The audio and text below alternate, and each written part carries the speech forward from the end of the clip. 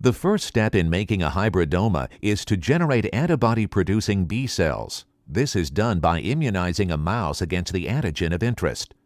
Typically, multiple immunizations are performed over a period of weeks until an appropriate antibody titer is achieved.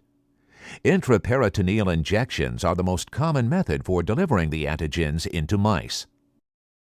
Next, it must be determined if the mouse is producing antibodies of interest. Test bleeds are performed and examined for the presence of antibodies.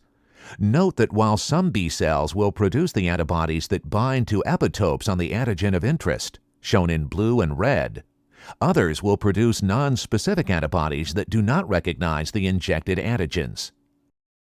If the host is producing the desired antibody, the spleen is removed and dissociated in culture medium to release the resident B cells.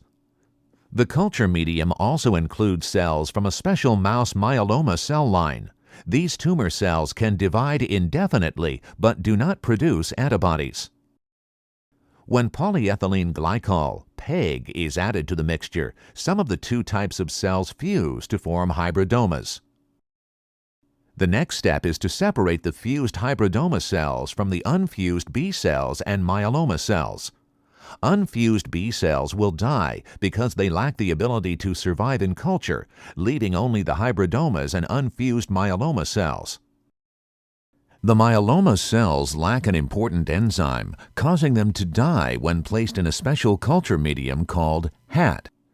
In this medium, only the fused cells survive because the B cell contributes the functional enzyme.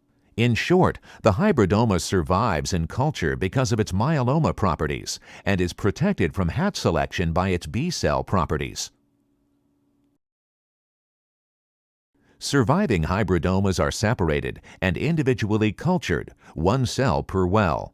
These cells are described as clonal cultures because all of the cells from each well are derived from a single cell and are therefore identical or clonal.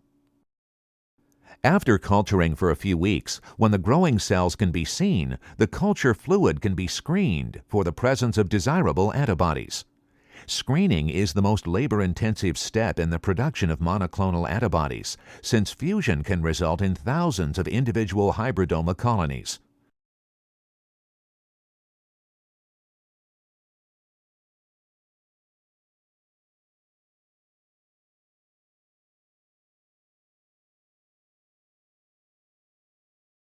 Note that different antibodies may react with different epitopes on the same antigen.